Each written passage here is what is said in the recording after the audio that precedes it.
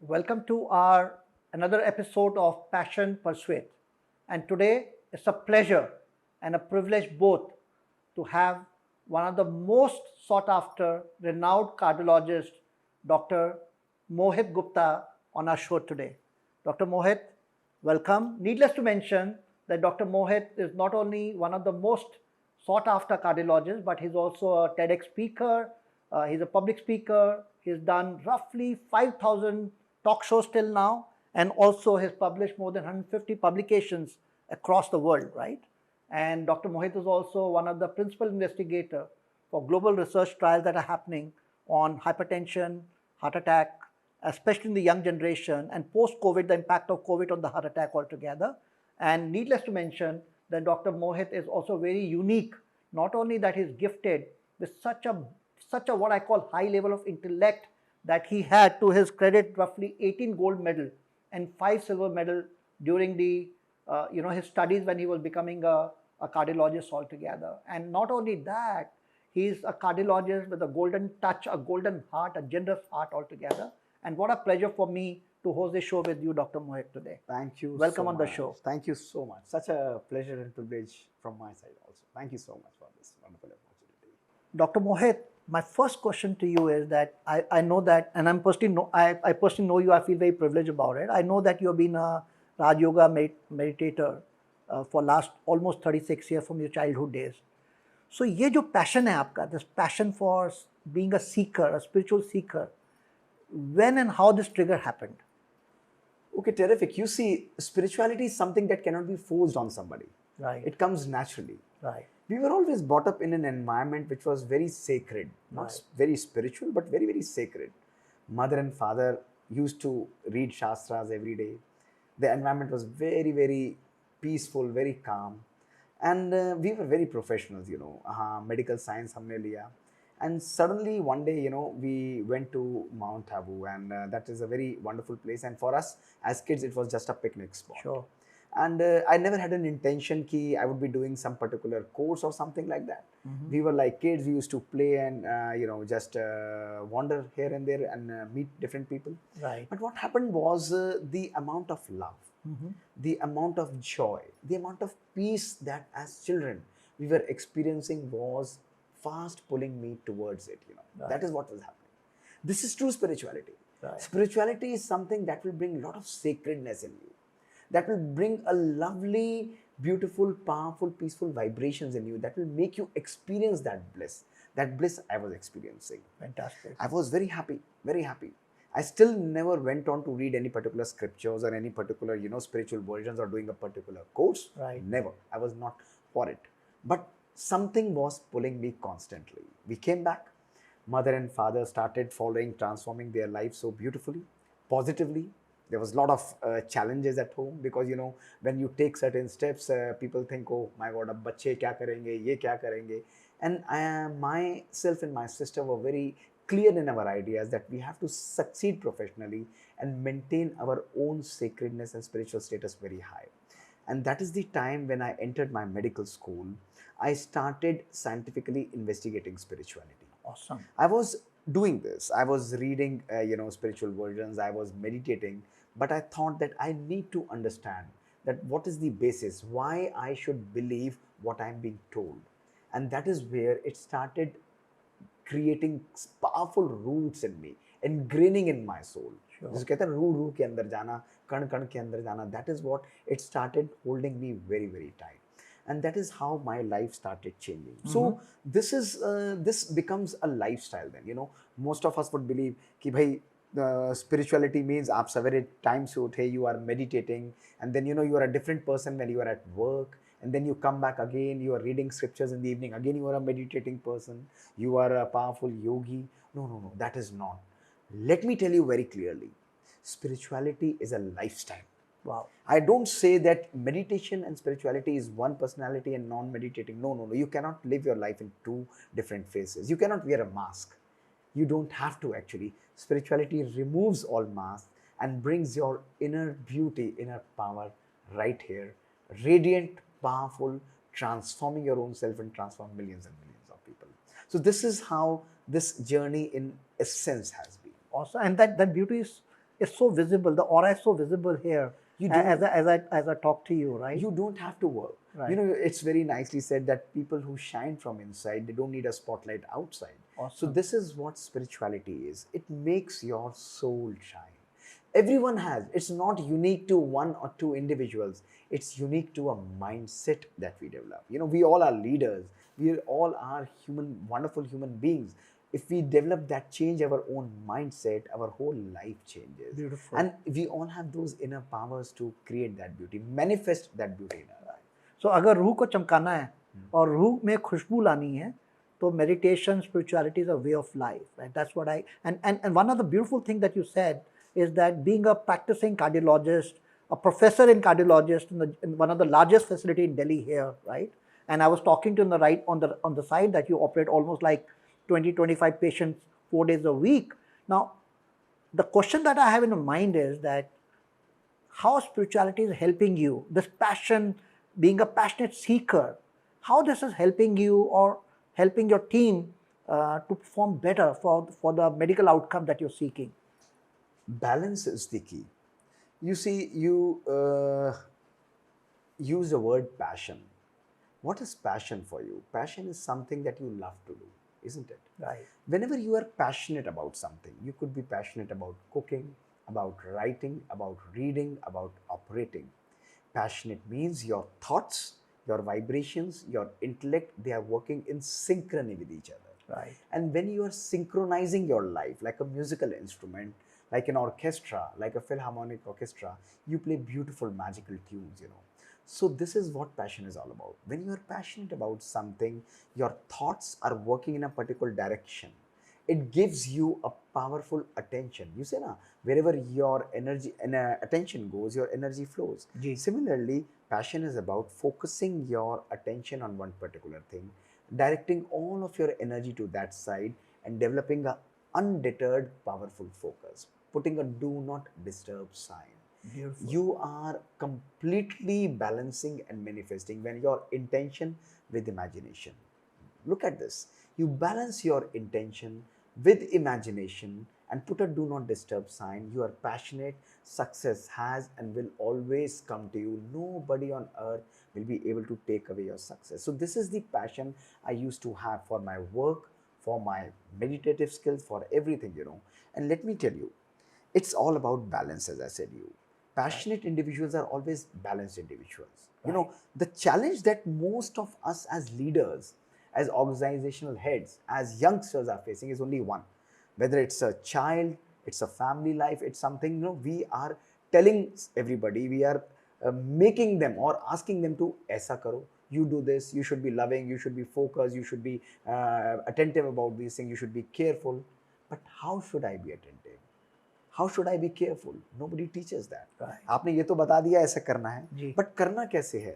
And that is where this particular meditative skills comes. It creates balance. Sure. So when we talk about this balance, what meditation is doing, it's something that is creating inner balance. एक व्यक्ति को जब हम कर्म करने को कहते हैं, we are tuned to work and activate only our left brain, which is analytical, decisive, you know, which will drive us professionally very successful. Right. But even in the best of the karma, we will be getting only 50% of the success. Sure. But when we balance our left brain with right brain, which is loving, which is creative, which is vivid, which also is having control over our left brain, then what is happening is we get a complete holistic personality, or what we call it as a karma yoga. Right. Meditation is giving us a balance of both left and right brain. Remember, a meditative lifestyle or a spiritual lifestyle has nothing to do like we are detaching from our work. No, it helps us to connect better with our professional work. Awesome. That's the beauty. Awesome. That is what true spirituality is. It's not about disconnecting.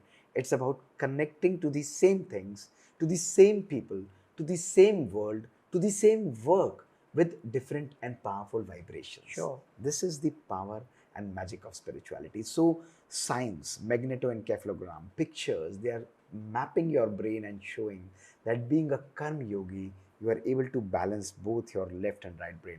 Success is natural. Right. And success while remaining easy, that is what is important. Sure. Success तो बहुत लोगों को मिल जाती है, Right. stress होके मिल जाएगा, Right. लेकिन success while remaining easy, while remaining comfortable, while remaining happy, while remaining joyous, while maintaining balance, while giving time to your family, to yourself, while taking time for your vacations, while maintaining your creative skills, that is what is the balance of spirituality. Awesome. So what I'm getting is that, one of the things in corporate life, we say a leader must have agility and he must flow. And that's what you're saying, that if you're able to blend your left and the right brain in a very scientific manner using meditation, you become more creative in your expression. You connect with people better, right? Simple. Why should even I say corporate life? Yes, corporate life. It's only one life. Right. But agility in our thoughts. Awesome. Our inner brain, our thought process is manifesting outside. Outer agility is a consequence of what? Our inner thought. The day I'm feeling very lazy, I'm uncomfortable, body pe kuch nahi hai. Only the mood has changed. Let me put an example. You're a corporate guy and you are working, you're as a CEO of a great organization, professionally very successful. Suddenly you get a bad news. Mood off ho gaya. You don't feel like, you're just not up to it. Absolutely. You're not able to express to anyone. Awesome. Because you're at this position. Gee. What will happen? Your mood swings will start happening. Your ability to perform, that joy, that drive to do particular thing, what will happen? It will go down. What will be your performance? It will be less. How will be your interactions? They will be not as joyous as they are normally. There are chances that you might even lose. You might even break loose. You might be getting irritated on small things, might use anger as a tool in your personal and professional interactions. Where is it all starting from? Your mind. It's mood. So agility, balance, creativity, love, compassion in thoughts is what is creating our life. So I'm very tempted to ask this question. Meditation is one of the ways to activate your right brain and balance it. What else can be done, Dr. Mohit, to live a very balanced life? Balanced life will always have three important, what I say as the stones, or what we call as the base for a foundation for a beautiful life. And these three are having a very powerful, good diet. So meditation talks about not just physical diet, but it also gives you a very powerful spiritual diet. Emotional diet. Don't you think so? That is equally important. Right. You might be feeding yourself with the best and the most balanced food. You are affordable. You are taking everything. But if that food goes without vibrations, that food will not work magic. Similarly, just as you need food for your body, your mind, your soul that is driving your body, that also needs food. And that food is pure, positive and powerful thoughts. We'll talk about this in detail. Sure. And the second one is a good exercise. A life meditation does not tell you that you just keep on sitting and chanting mantras and thinking that, I'm a very powerful soul. No, this is not. Meditation is balance. You need to exercise your soul, your mind, your thoughts. And you also need to exercise your body. Sure. It gives you a complete self-control. Self-control means control over your thought process and also control over this body. A partial control is not possible. Right. It has to be a complete control. You cannot say that I don't have time, I am just meditating, I am just reading scriptures, so I don't take out time for the body. No. Sure. Balance is what spirituality and meditation teaches you. Right. That is. And the third one is rest. You need to have a good sleep. You will be asking me, Mohit, I would like to sleep for 6 to 8 hours. Perfect. I am very good with it. Scientifically, 6 hours to 8 hours sleep is needed. In fact, scientifically, if you see and ask me, 4 hours powerful sleep is good enough to recharge your system for 8 to 10 or 18 hours functioning. But my question to you is that when your body is sleeping, is your mind also sleeping? Ask yourself. Right. Ask yourself. Most of the people would come, oh, Dr. Gupta, I am slept for 10 to 12 hours. I'm still feeling tired. Right. Why? Because man to soya hi nahi. Right. It was still thinking. It was still working at that time. So if we make our conscious mind so hyperactive, we are making it hyperactive. Sure. By various stimulations. By mobile, by our televisions, by our talks, by watching various kind of social WhatsApp. medias, everything. WhatsApp, social media, WhatsApp, Facebook, Twitter, XYZ. These are tools which are designed to facilitate our life, not replace our comfort with trouble. That is what we are doing. Sure. We have let loose ourselves and take these appliances and social media take control of our life. This is where problem is occurring. So when we are sleeping in the night, we need to create powerful affirmations. We need to have a e-free sleep and a e-free zone. Use these apps, use television, you watch a television, talk to people, use social media. I'm not against it. I'm also doing so. Sure. But before I'm sleeping, I shut off my system. Like an actor. Like an actor, what do? You have dressed very nicely for a shoot, perfect, fine. And when you go back home, obviously you are not going to sleep in that dress. You remove that dress, You remove to the all character. those makeups and everything, and you'll come to your original self. That's right. That is what meditation tells you. Absolutely. That you are working throughout the day. That corporate life, that crown. Oh, I'm a cardiologist. So when I enter this home, or you enter your home, I don't go home and say, hi, mom and dad, I'm Dr. Mohit Gupta, I'm an intervention cardiologist. No, I'm a son for them. I'm a brother for my sister. Beautiful. I'm a friend. I remove that crown of my corporate or so-called a professional life. I'm one human being. These are roles that I'm playing. And when I remove those crowns, I come in my own original self of love, peace, joy, and my comfort zone. This is what balance is all about. This is what we have not been told, that how we should be governing our life. So, Dr. Mohit, this is so beautiful. You know, when you move out of the office and enter your home, leave your role behind and let the soul enter, the father or the husband or the brother enter the home. So beautifully said. Tell me one thing. I'm curious to ask, being a cardiologist yourself, and I know you're a principal investigator for many global research trials that are happening on the effect of stress and lack of sleep on hypertension, on heart attack, especially in the young generation. What's your take on that? I'll be very candid on that. Basically, in our own setup, we have had opportunities to treat young patients of heart attack. Unfortunately, what we have seen is that 25 to 30% of my patients of heart attack are between the age of 18 to 35 years. Now you see, already being an Indian or being a Southeast Asian itself is a risk factor.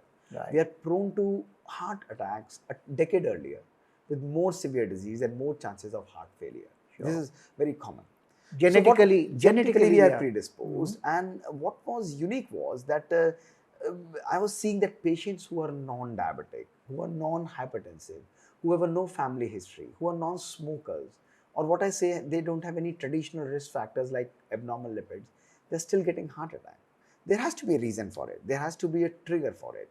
And when we started investigating, we saw that almost 98% of them had highest level, moderate to high levels of psychosocial stress, anger, lack of love, lack of purpose in life, driven only what you call by performance.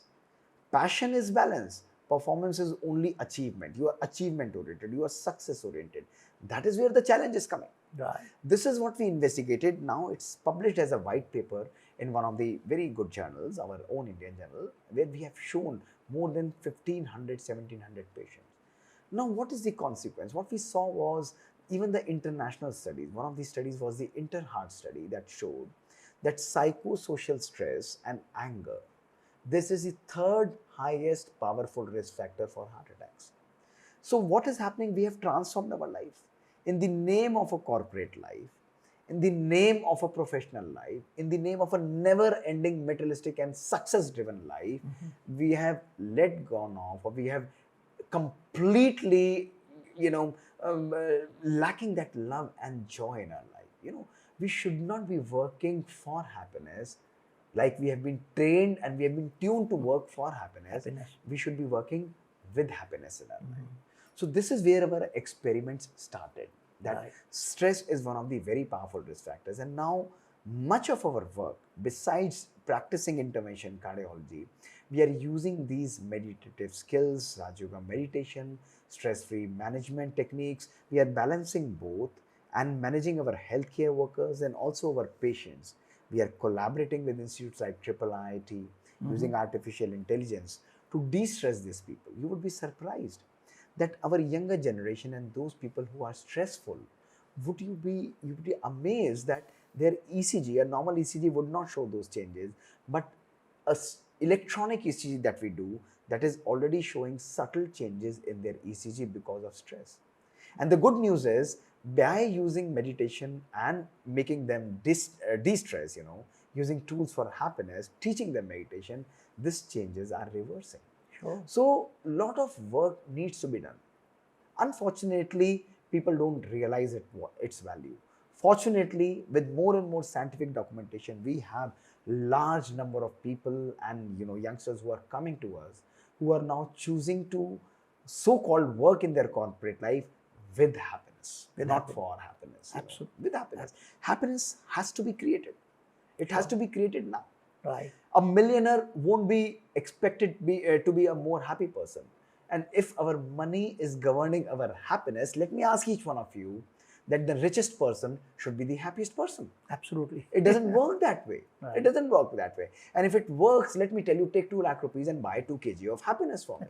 Take 5 lakh rupees and buy half kg of peace for me. Right. It doesn't work that Right. way. What we want in our life, Rajender, is not something that money or materialistic treasures is going to give us. Absolutely. That is where the role of balancing comes. Absolutely beautiful. Dr. Mohit, I'm just the last question before we take a little break on this. You mentioned about psychosocial stress, which is about anger, jealousy, anxiety, fear, and many other emotions, Yeah. right?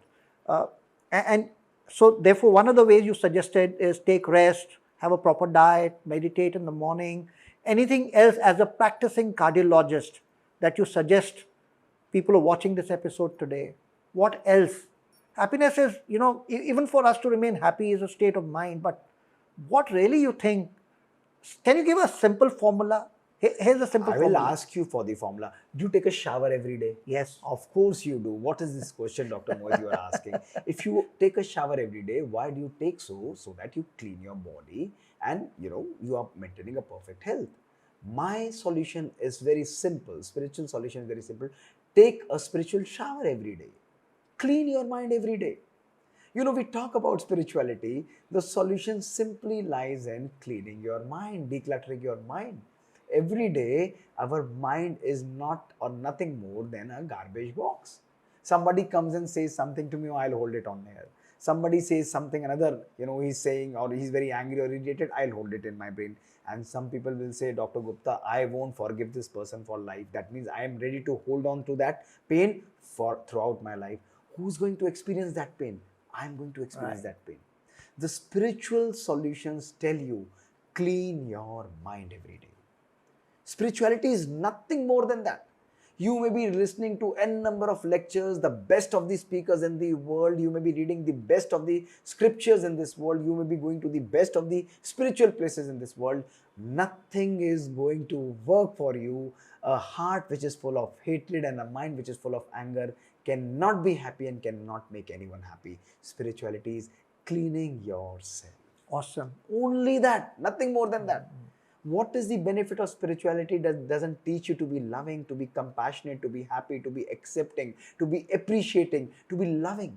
What is the use of that spirituality that remains in papers, that remains only in versions, and we say, oh, aapko sun ke bahut aanand aa gaya, it was such a beautiful, you speak so beautifully. It's not going to work. You will keep on listening for decades and decades and decades. Transformation begins only when I decide to clean myself. This is what is the beauty of spirituality. I get that, Dr. Mohit, and I'm tempted to just ask this one question from you, that when I talk to a lot of youngsters in the corporate life, in personal life, in my friend circle, everybody is willing to take out time for going for dinners, parties. They are running, they are going for gymming. But the moment you talk about meditation, spirituality, practicing forgiveness, practicing gratitude, they find it very difficult. Life is all about priorities. Priorities. If I tell you that this is important, it is urgent, and it is emergent, you will triage your time. It's about the need that you create. What is happening is this word meditation has practically emerged more as a fashion. People would like to get associated. Oh, I meditate this form, I meditate for 10 hours. No.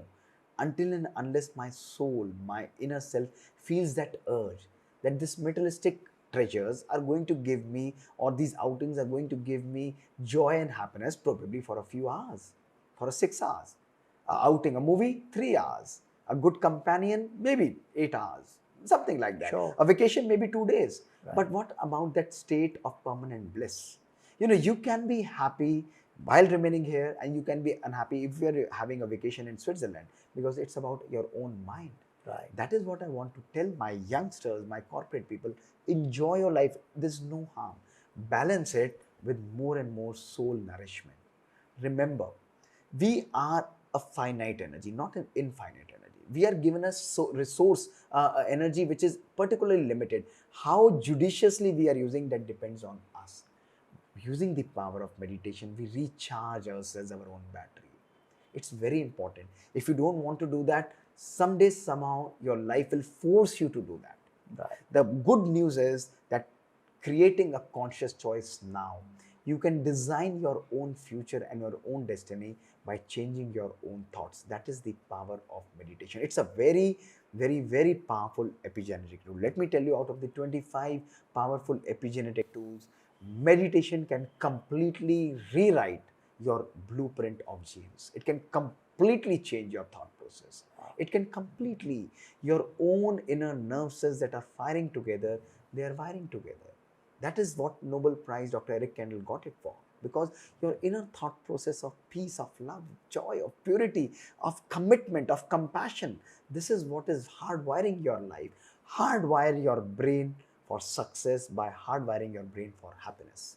Awesome. Don't success. Success is secondary to happiness. Remember, if we are happy, success has to come to us. Nobody on earth can take it from us. Right. I tell strongly my friends and my people and my all fellows and all my friends, be happy in whatever you are doing. Be creative, be compassionate, be loving. Life will always be successful. Absolutely. We take a small break here, and we continue the next episode. And the two questions that I'd like to ask you before we close the second episode is, you spoke about rewiring your brain. And I read in one of the case studies that the gray matter of the brain also remains for a longer period of time when you meditate, number one. And number two, I'd like to understand from you the connection between body, mind, and heart. How does this connect? How does it impact our overall health and happiness altogether? So we take a break here, and we watch out for the second episode.